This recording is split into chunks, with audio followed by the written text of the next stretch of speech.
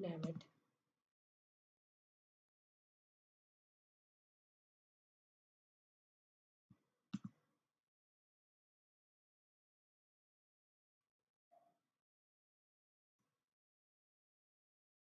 Okay, damn it.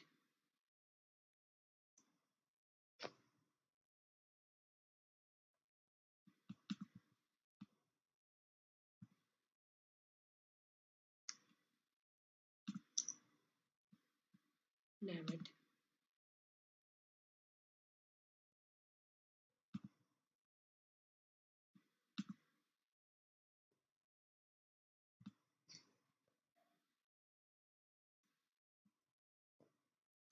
Okay, right.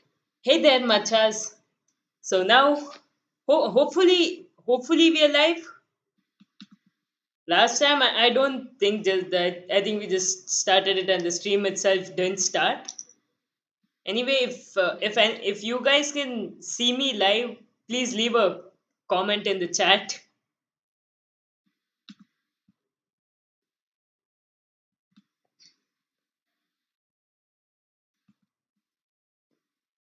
Okay, right. Hey there, machas. So now, hopefully we are live.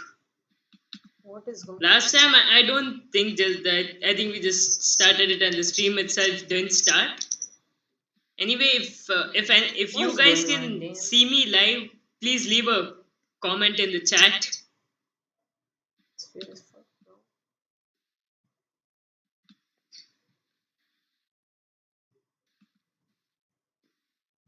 Okay,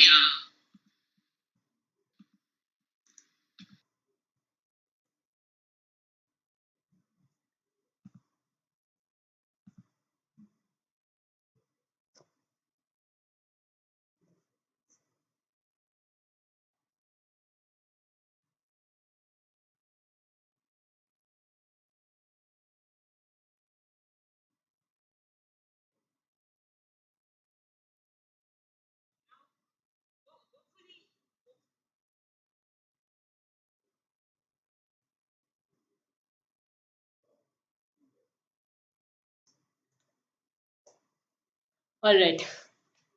Yes, we are live finally. Finally figured out this live streaming software, because this time I want to share my screen with what Chat GPT says as well.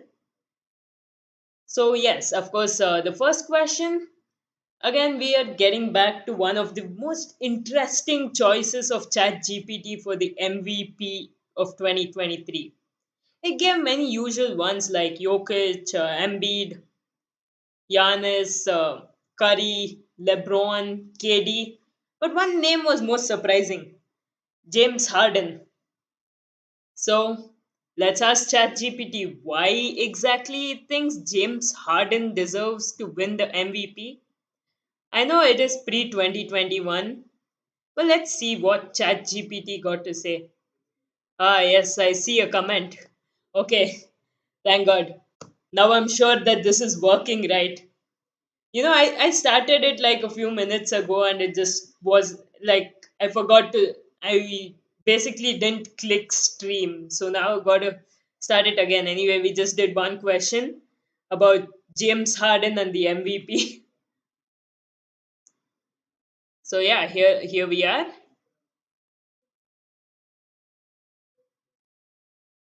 So I asked, why do you think James Harden is a candidate for the NBA MVP award? Because that's one of the picks ChatGPT had when we asked this last time. So here's what it says: James Harden is undoubtedly one of the best basketball players in the world with a proven track record of excellence. However, his chances of winning the MVP award depend on several factors, including his current season's performance, his team's success, and the performances of other top contenders. As of my knowledge, cutoff date of September 2021. So here, we got this from ChatGPT itself. James Harden was not considered a leading NBA MVP candidate due to his inconsistent performance and injuries. But he did play a significant role in the Nets' success. Anyway, there were other players with stronger seasons, including Jokic of the Nuggets, Embiid of the 76ers, and Curry of the Golden State Warriors. Okay, however, things may have changed since my knowledge. Oh, things have changed a lot. For starters, Harden isn't on the Brooklyn Nets anymore, he's on the Philadelphia 76ers. Anyway, and Harden's current performance may be stronger? Hell no. Alright. So, yeah, that's with Harden and the MVP. So, now let's get back to the other questions we had missed out on last time, which we didn't have the time to complete all of it.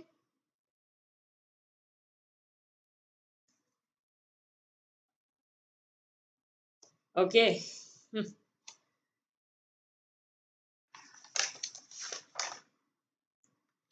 So, one moment.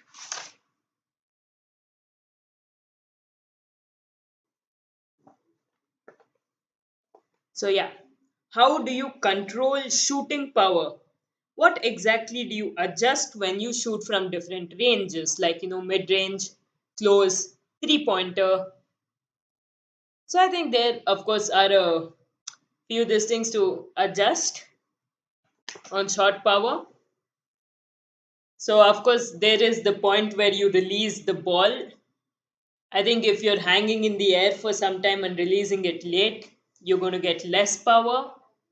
You release it from like near your face or your chest, you get max power. Also, timing of when you release it with the jump, whether you do a one motion shot or a two motion shot. I think that's a little bit more advanced. Usually, people just keep one consistent form. But yeah, two motion shot is of course less power than a one motion shot. Uh, Also about how deep you get down for some people, and yes, like whether you jump forward or not and how much. I think that's the main thing for me. That's how I control a lot of power. I'm trying from like a deep three, I jump way, like what, I jump quite a bit forward, but I'm shooting like a mid range or something, I'll either jump straight up, maybe even backwards, like a fadeaway. That is there. Then of course, like your elbow extension, wrist flick. So there are a lot of things. Again, you got to play around, see which one you're more comfortable making adjustments on, and then use that to control your shooting power. All right. Now let's ask Chat GPT about this stuff. How do you adjust shooting power in basketball for mid range versus three pointers versus near half court shots?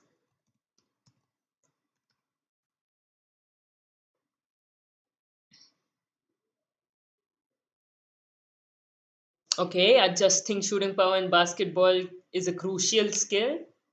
Anyway, it's answering like you do in a Viva. Okay, now mid range shots. For mid range shots, players typically use a standard shooting technique with a slight lift on the jump. The power used in mid range shots is often less than in used in 3-point shots. No shit. Okay. This- But more than that, that is used in close range shots, like layups. To adjust the shooting power, players need to focus on their leg strength. Not exactly leg strength, but I would say more how much how much you use strength from your legs, not is just the strength itself. And the release of the ball, like timing. You should use their legs to generate power and make sure to release the ball with a smooth and consistent motion. 3 point shots require more power than mid range shots because they're further away. Players should aim to jump higher. I'd say no, actually. That Chat GPT has got opposite. You need to jump the ideal amount. You know,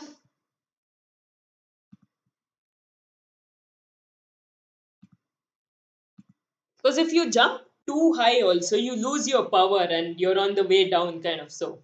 You have to release the ball on the way up, and you don't need to jump too high to get power on a jump shot. You just jump a little. You watch Steph Curry or something, it's quite less. And more than jump high, you jump forward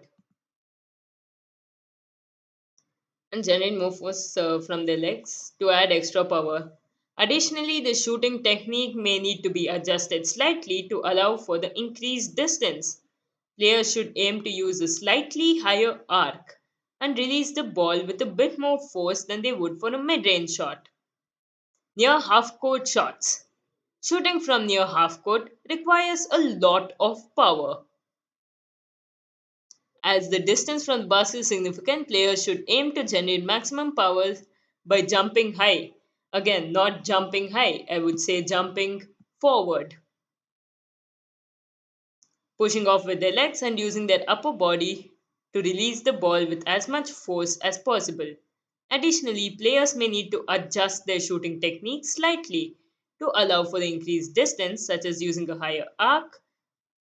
I wouldn't really, I mean, yeah, higher arc if you want the ball to go in, of course, but you just want to hit the board, then 45 degrees is the best. But yeah, actually, yes, higher arc, but I would say about the same as you would on a 3 point shot, I guess. Because if the arc is too high, again, it won't reach the basket. And aiming for the back of the rim to increase the chances of the ball bouncing into the basket. Yes, aim for the back of the rim because that'll help you put more force.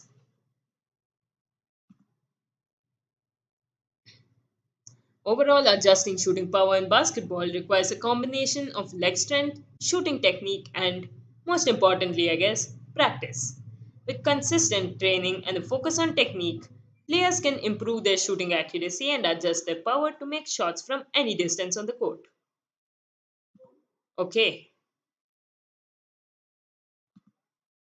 now for the next question: how to embrace contact?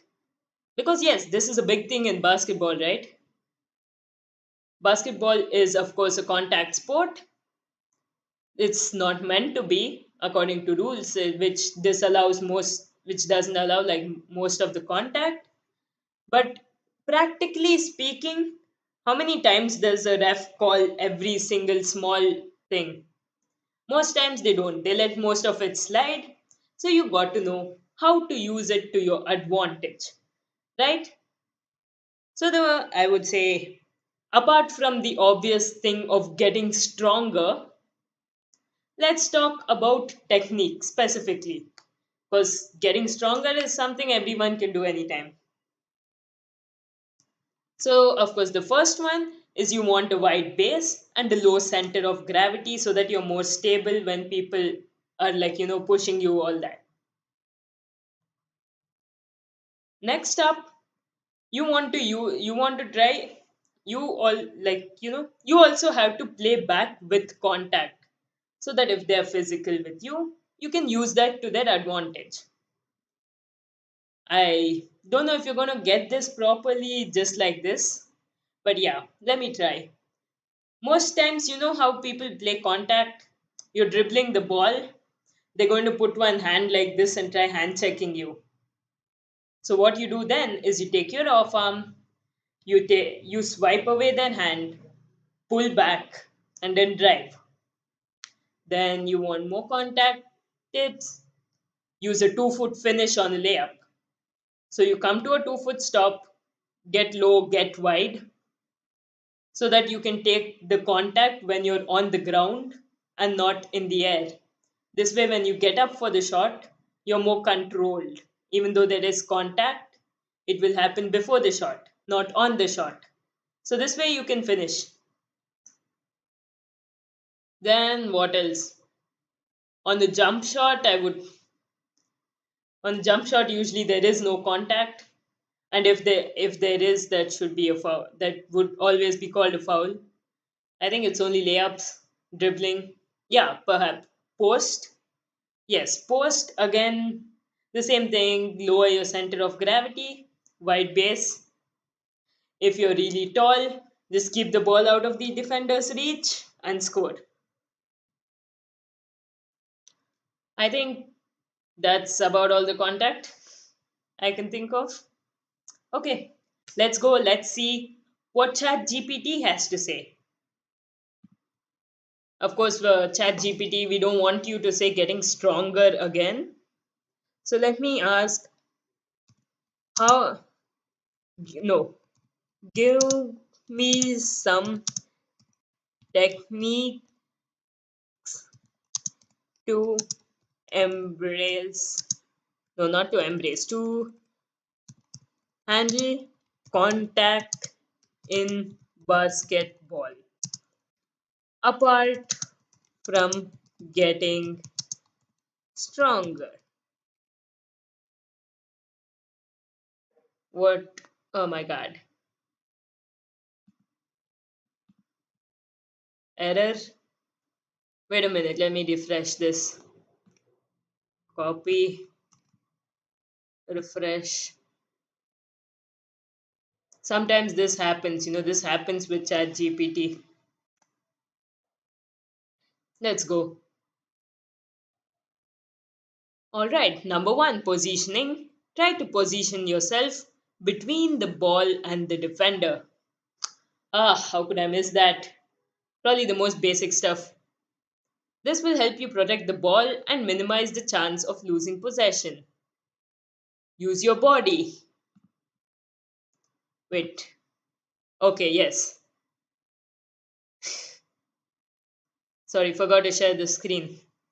Anyway, positioning. Use your body. Use your body to shield the ball from the defender. This is pretty much positioning. This can include using your hips, shoulders, and arms to create space between you and the defender. Number three, change of pace. I wouldn't really call that I wouldn't really call that handling contact exactly. But yeah, change of pace does help a lot, especially on physical defenders who are trying very hard to keep up with you. So, good enough. Change your pace to throw off the defender. Use sudden stops, starts, and changes of direction to create space and make it harder for the defender to stay with you. Number 4. Ball fakes. Use ball fakes to make the defender commit and create space. This can include using head, shoulder, and hand fakes to throw the defender off balance. Good, great point. Always the key, a big key to playing against any physical defender is patience.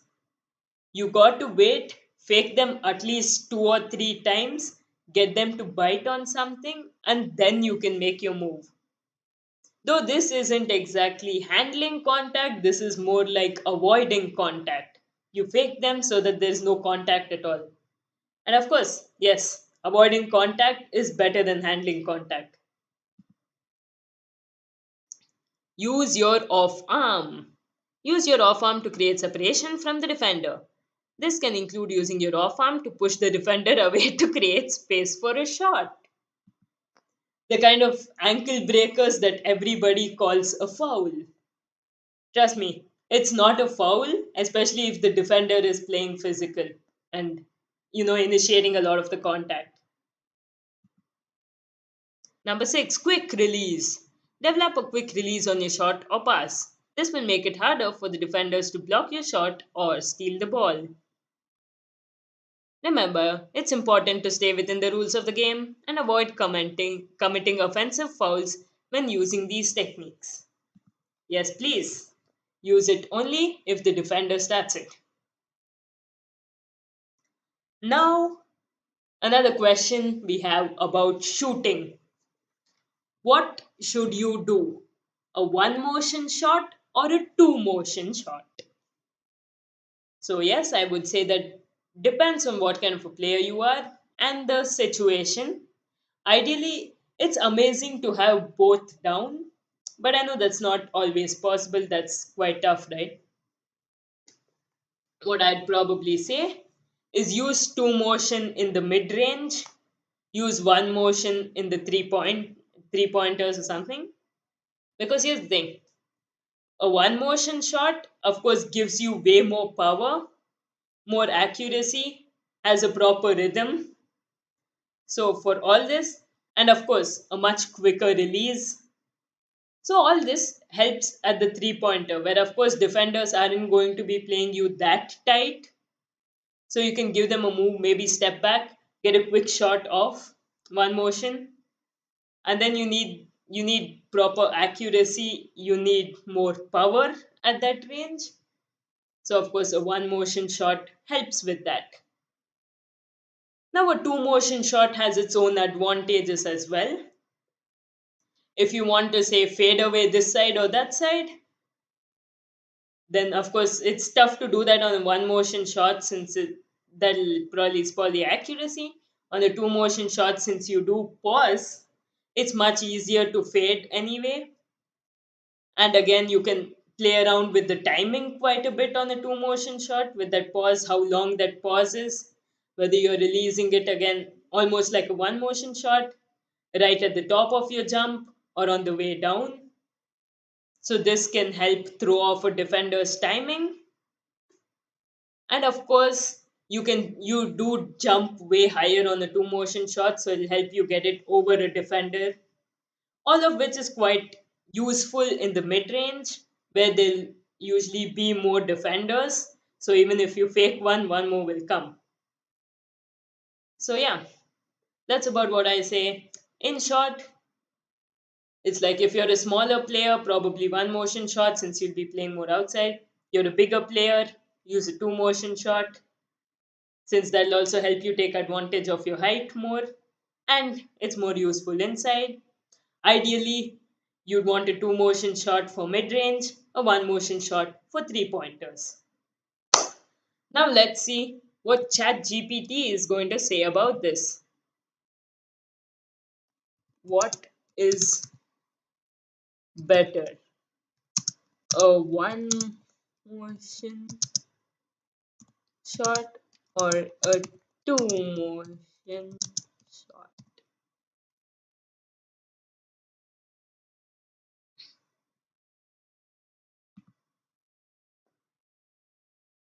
Whether a one motion shot or two motion shot is subjective and ultimately depends on the individual player's preference, body mechanics, and shooting style. A one motion shot is a fluid, continuous motion where the shooter elevates and releases the ball in one smooth motion. This type of shot is often preferred by players with quick release and a smooth shooting form, as it can be faster and more efficient. I'd say, yeah, that's for sure. A two motion shot, on the other hand, involves a pause or gathering of the ball before the shooter elevates and releases the ball. This type of shot is often preferred by players with a higher release point as it can generate more power and accuracy. It definitely does not generate more power. I think that's one thing ChatGPT keeps getting wrong. It thinks just jumping higher generates more power on the shot, which is not true at all.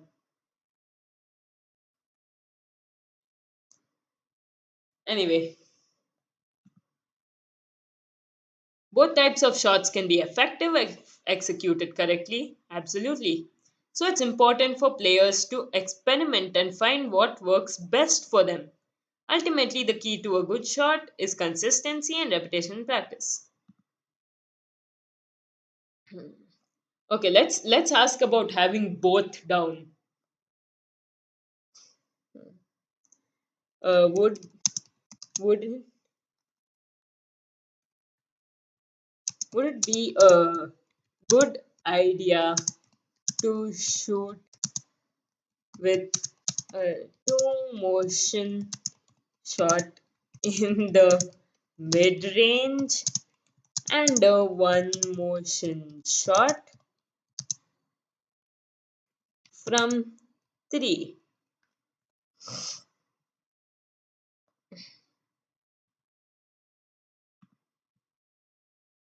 It is possible to shoot with a two motion shot in mid range, one motion shot from three, but it may not necessarily be a good idea for every player. Okay, yeah, maybe not every player, you got to try it right. The decision to use a two motion or one motion shot should be based on the player's shooting mechanics, shooting range, and personal preference. If a player feels more comfortable and confident shooting with a two motion shot in the mid range and one motion shot from 3 point range, then that could work well for them. However, it is important to note that consistency and repetition are key factors. Players should practice both types of shots to develop muscle memory and improve their overall shooting technique. Yeah, yeah, that's always the tough part. But I don't think these two forms are so drastically different that it'll take that much more practice, okay? It's not like a granny shot for a free throw and normal shooting for everything else, it's not that different. Anyway, what I say ultimately, the best shooting technique is the one that the player feels most comfortable and can consistently execute in game. Of course, as long as it goes in, it's good. All right. So now we're done with everything from the previous week. Let's check out what we've got this week. Hey, oh, who is Cool Sauce? According to Chat GPT from IR. Let's see if Chat GPT knows who I am, man. Who is Cool Sauce?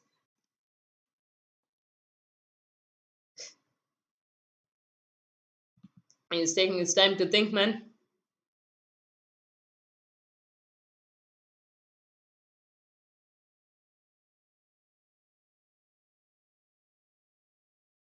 Don't give me an error now. Hey,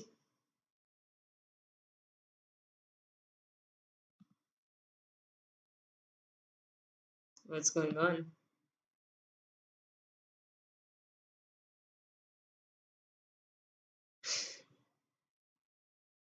Okay, man.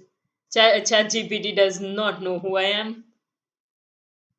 Can I help you with anything else? Of course, we've got a lot more questions, Chat GPT. We've got more for you. Anyway, next crazy question. Why wasn't Kyrie in the NBA 75? Because there were more than 75 players in the history of the NBA who were better than Kyrie Irving for quite a few reasons. Now, don't get me wrong. See, Kyrie is an amazing player. Okay, amazing skills. For me, best ball handler in the history of NBA. But maybe yeah, maybe not in the top 75 players. He isn't that great. Okay, especially that especially if you see what's going on nowadays. He has more controversies than he plays basketball. Plus, I don't know when was NBA 75. I think that was 2022 or 21. Anyway, I don't know. We'll ask Chat GPT. If Chat GPT doesn't know, then it probably was 2022. Why wasn't Kyrie Irving in the NBA 70? What happened? Uh-huh. In the NBA 75. Let's go. Now don't ask me what is NBA 75 Chat GPT. I hope. Kyrie Irving is the most talented and skilled basketball players in the NBA today. However, the selections for the NBA 75th anniversary team was based on a combination of factors, including a player's career accomplishments, stats, impact on the game, and overall legacy. While Kyrie Irving has an impressive career so far, he has played fewer games and achieved fewer individual accolades than some of the other players who were selected for the NBA 75th anniversary team. Okay, so that means NBA 75 was before It was before 2021, September 2021. I thought this happened in 2022. Damn. The selection process for this honor was highly competitive, and there were many deserving players who were not included in the final list. It's important to note that the NBA 75th anniversary team is not a definitive ranking of the best players in NBA history, but rather a celebration of the game's greatest players and their contributions to the sport over the past 75 years. Okay, so yeah, at least it knows what NBA 75 is. Anyway,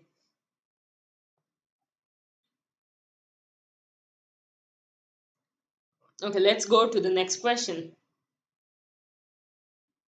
Vishal asks, how do you estimate distance for corner threes? That's something tough for me to answer myself, okay? I'd say that is practice. You just keep shooting, you'll know about how much force to put. Also, aim like don't aim for just the rim. You pick one hook on the ring, either the one in front or the one at the back of the rim. We've talked about this in my Midorima shooting secrets video. But yeah, you either pick the hook on the front or the hook at the back. Do both, see which works better for you. You focus on that one properly and you shoot. So yeah, that's about it. That along with practice. Now let us see what Chat GPT has to say. How to estimate distance distance for a corner three pointer.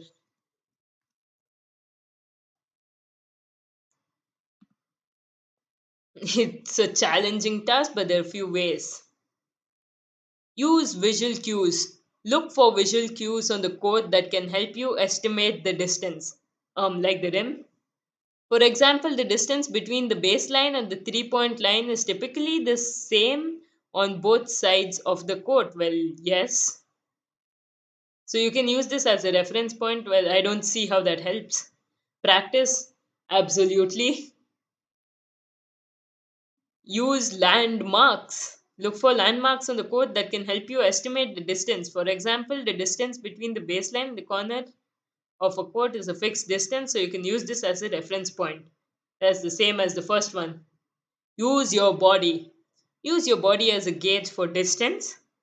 For example, take a few steps back from the corner and get a sense of how far away the basket is relative to your body. Okay, I guess you got to try this one, man. I've never thought of it. So basically, saying I think what this means is you go to the basket and then walk to the corner three, and then you use that as a measure of distance, so that you're walking, you're kind of experiencing the distance. So this, you can literally get a feel for it. Okay, ultimately, the best way to get a sense of the distance for a corner three pointer is to practice. With time and repetition, you'll develop a feel for the distance and be able to make more accurate estimates. Correct? Alright, now yeah, this chat. I haven't really been looking at this. I haven't really looked at the chat today at all. So let's see. What I was here. Okay, sprints 0029. When you pause in the air after you jump, it's easier to shoot accurately, but as you said, it has a little less power, so it's best for shooting close range. Yes. See, it's more accuracy because you get more time to look at the rim.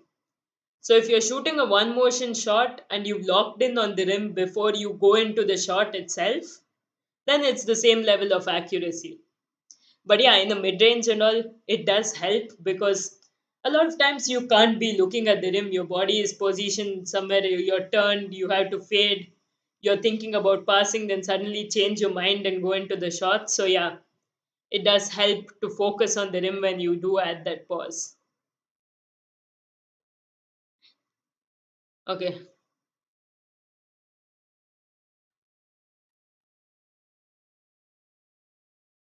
how do I fix this? I'm super consistent when defense is on me, but when I'm left wide open, I brick. Yeah. Wait a minute. How would I say that? Anyway, I would guess maybe imagine defenders if that really helps you that much. But I'd say with a lot of, I think it also has something to do with rhythm. If a defender's on you, you have to create separation. There's also the arc. When you're wide open, you will put a lower arc than when you need to get it over the defense. So I think focus on these two things. Like use a dribble, get into a rhythm. Don't slow down too much or hesitate when you're left open. And second, make sure you release the ball a little higher.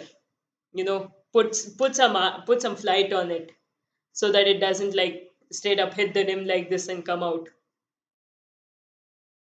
Okay, let's ask Chat GPT this as well.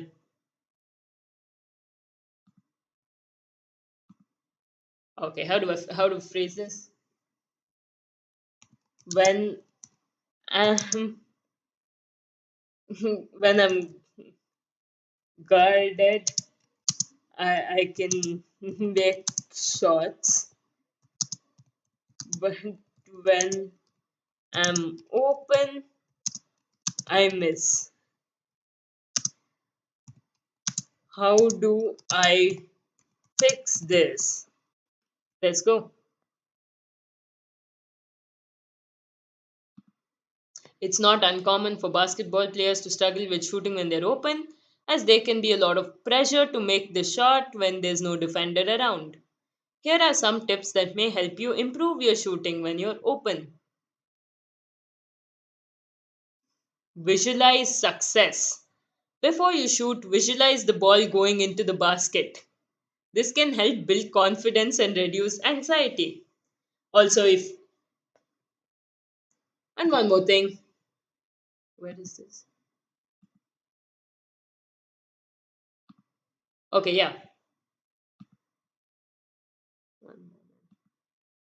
Yeah, so one more thing, if you spend time visualizing, maybe a defender will come on you, and when if you're more accurate shooting with a defender on you, then that's good, right? Anyway, let's go. Second, practice under game like conditions. In practice, simulate game like situations by having a teammate or coach pass you the ball and then closing out to defend you. Come on, ChatGPT, we are talking about when you're open. This can help you get used to shooting with defenders closing out on you, so when you're open in a game, it feels more natural.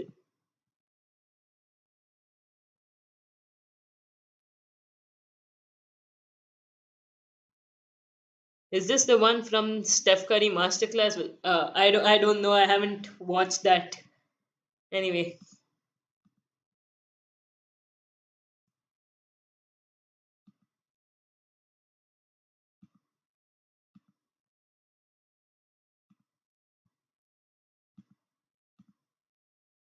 hey, can you see the Chat GPT screen?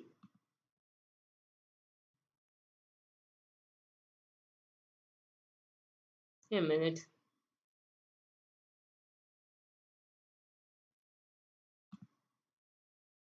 All right. Yeah, it's back.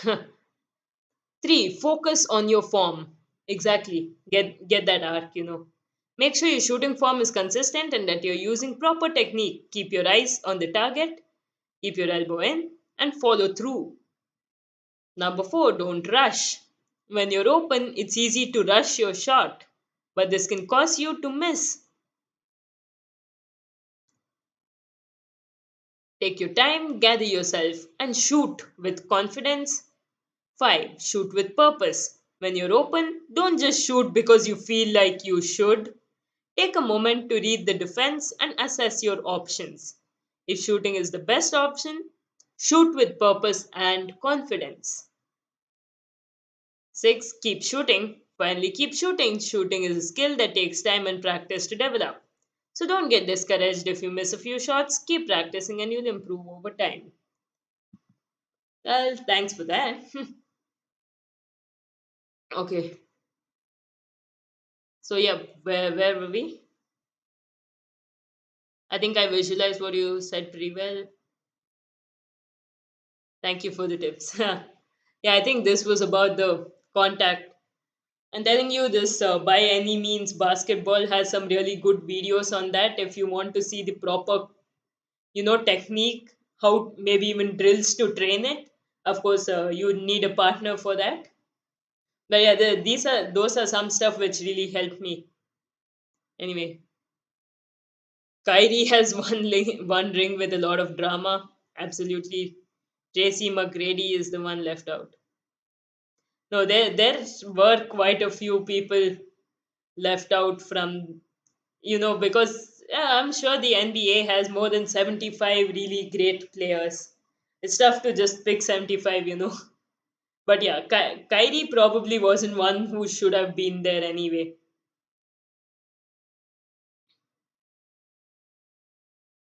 Is pump fake the same as a pass fake? Can you dribble after fake passing? Of course, I mean, see, it depends on like where you use a pump fake or a pass fake. Like if you haven't dribbled before, you get it off the triple threat, you do a pass fake.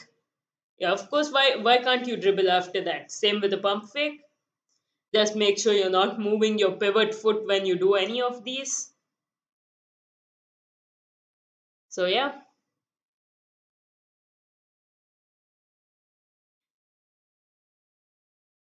just give me a moment.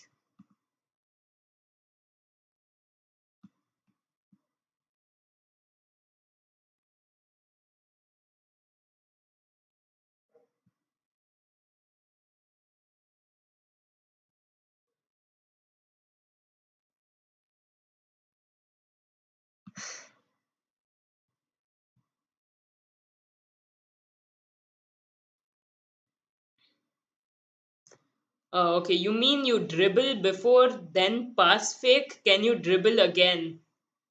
Ah, it depends on what kind of a pass fake you do. If you do something like the yo-yo dribble, like that, then of course you can continue dribbling. But again, if you pick up the ball and then do a pass fake like this, then no, you can't dribble again because that'd be a double dribble. Same thing with a pump fake, I guess. If you do like a hezzy, you can continue dribbling. But you pick up the ball and you literally pump fake like this, no, you can't dribble again. So yeah,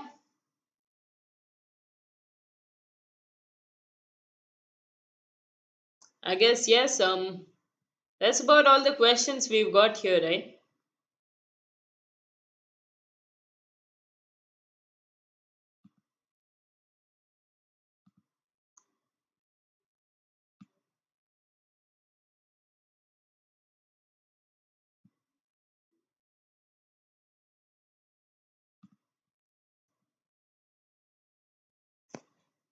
So I guess yes. That's it for today. Bye.